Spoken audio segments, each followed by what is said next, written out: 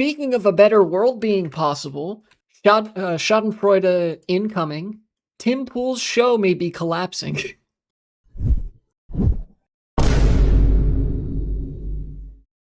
Thank you, right wing Cope. Kremlin funded. Yes, this is in reference to the what is it? Tenet Media contract that was giving like 100K a week. Jesus Christ, that is so much fucking money. Tim Pool says he's in debt and ending his show after Russia cut off his $100,000 per week.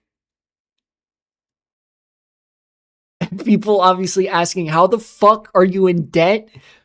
How the fuck are your finances that bad when you have that much income coming in? I'm not complaining. I would love to see the Timcast fucking keel over and die and no longer exist on the internet. Right-wing propagandists down. One down, however many hundred to go, right? But like, I feel like it feeds into the discord of the right wing and the collapse of the MAGA movement, which is good. This is a good thing. Heard he's having like 30 people on payroll, which is insane. Obviously, just seems like he's famous, paying people to be friends with him that he used to skateboard with instead of actually treating his business like a business. This kind of tracks for Tim Pool. I don't know if this is like actually real or whatever, but regardless of what the reality is, it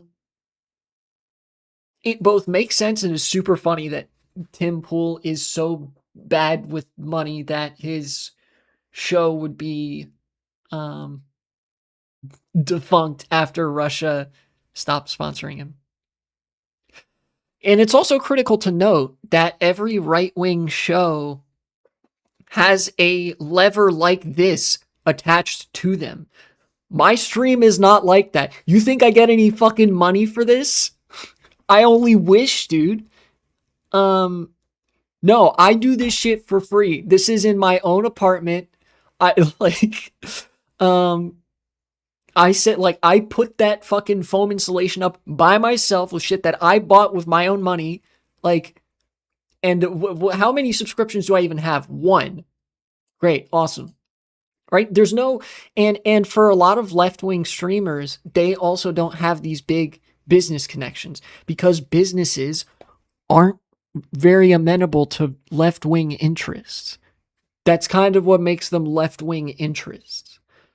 Meanwhile, businesses are very amenable to right-wing interests because the present state of the right wing is molded by those business interests, right? Like the current wave of 21st century fascism is born out of neoliberalism in a way that earlier fascism wasn't. 20th century fascism, I think, was as much born out of socialism as it was out of liberalism as a political reaction. And my reason for saying that is that 20th century fascism was willing to go completely Joker mode in a way that 21st century fascism just isn't, because 21st century liberalism isn't. You know, if they go Joker mode, that's bad for business. So they have to keep their shit in line with whatever's good for business. And that means they have inextricable, very intimate ties to business interests, you know, that fund their show. There's a relationship there. And when that relationship is cut off, now there's no money. Now you don't have any right-wing propaganda anymore.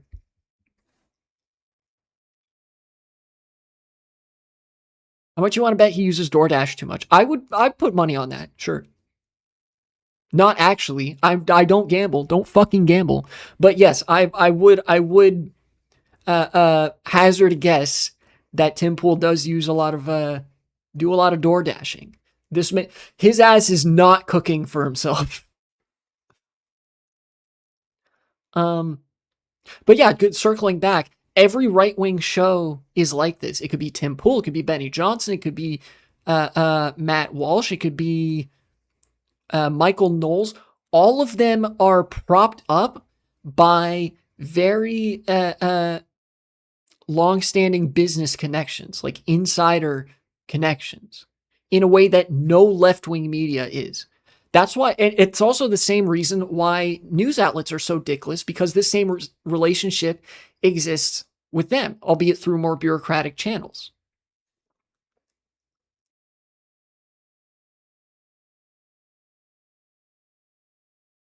I can't believe someone took the "do you want to place a bet on something" and took it literally. Yeah, now I have to actually specify that, now that fucking Kalshi exists, and like now that online gambling is such a fucking thing. I'm gonna have to specify, don't actually bet money on that, because people are gonna be embroiled in the latest wave of brain rot, which actually makes you lose thousands. Jesus. Anyway, El Bozo, hopefully, if Dark Woke comes back, I want that to, at the beginning stages, I want it to include rainbow capitalism so that we can then move on to rainbow socialism, because these people are anti rainbow capitalism and they will be dropped like a hot iron once Dark Woke is so back. I think, anyways. They might even get dropped like a hot iron anyway, because they're so stupid and racist that they sometimes can't keep themselves from walking over that line where, like, they say the N word or something. Um, in this case, it wasn't that. In this case, it was like he was being funded by a Russian media group. And I think Russia, like, probably has better shit to do with that capital than put it into Tim Pool. 100,000 a week is 5.2 million a year. That's small peanuts for a big country, but you can do a lot with not that much money, even if you are a country. Uh, I'm sure people forgot about this example, but for only a few $1,000s of federal money and some like shrimp and a treadmill, shout outs to people who remember this story from the Doge days of Trump's administration. For just a few $1,000s and some, what's the term? Brackish water shrimp that were living in the Chesapeake Bay and a treadmill, we were able to like actually do really important research and gather really important data on how different like saline levels of water affect species of like animals, in this case shrimp, when they're living in an environment that's more or less suited to their needs, right? All that for a few $1,000s. And now there's like, oh shit, we actually understand these essential cardiovascular functions of marine life better now. Yeah, and then the news, the response to that in the news was like, yeah, this sounds really stupid. Stop doing scientific research. And then they not only defunded that, but also defunded cancer research. Uh,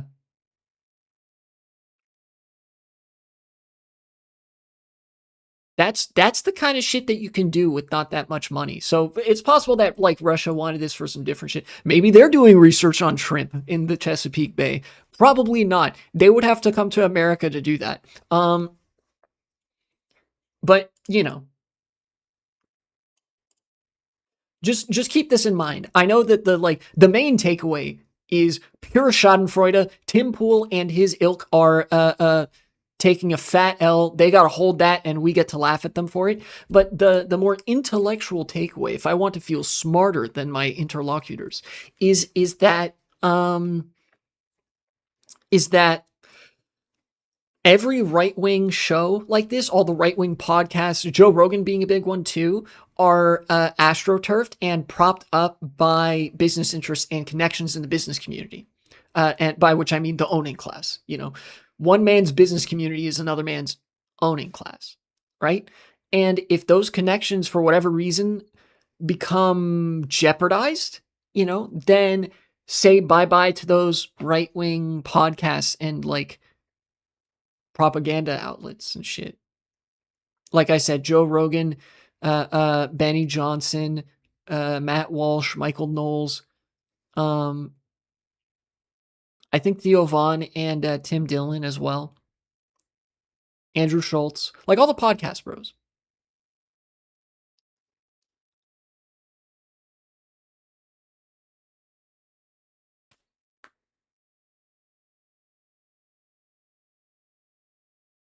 They want every one of their pawns to be in debt, makes for great slaves. Yes, the financial leverage is an important tool here, where the purpose of right-wing propaganda is to be slop that is mass produced and saturates the airwaves, so that like you are able to completely push out any competing narrative regardless of how bad your narrative is, you know?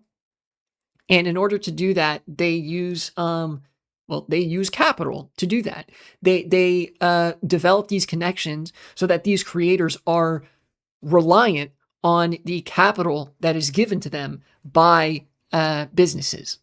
And I say capital and not money because it can be more than capital can take more than one kind of form. It's not just money, but it is all capital.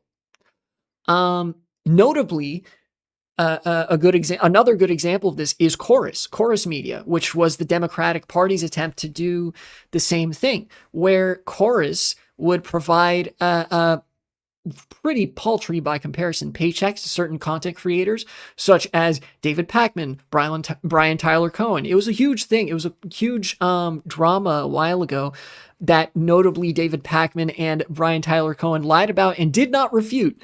The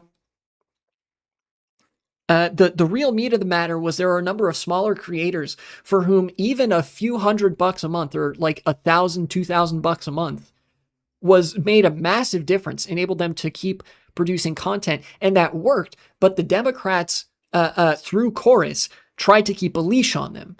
Basically, the money was contingent on them towing the Democratic Party line. You might be able to see where this is going. They weren't allowed to criticize Israel. Otherwise, you lose that money. This is how narratives are top-down manufactured.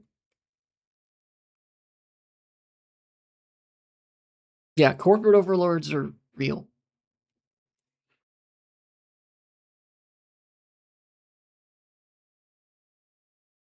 I don't know why I had that page open for all that. I could have just been on this camera the whole time. Oh well. I might even make that a segment. I don't know. I feel like that's good analysis to put out there to remind people that like right-wing slop podcasts can't get by on their own merits and never have and never will. So they like need to rely on those business connections. And usually it operates the other way around, where the business connections, the businesses come first, and then they more or less make the podcast. You know, and I don't say make as in they start it in their own thing, but like they go and find a tiny podcast to boost because they need something. It's not like where, you know, somebody's just doing it for the love of the game anyway, you know. Thanks for watching, and support the channel if you would be so kind.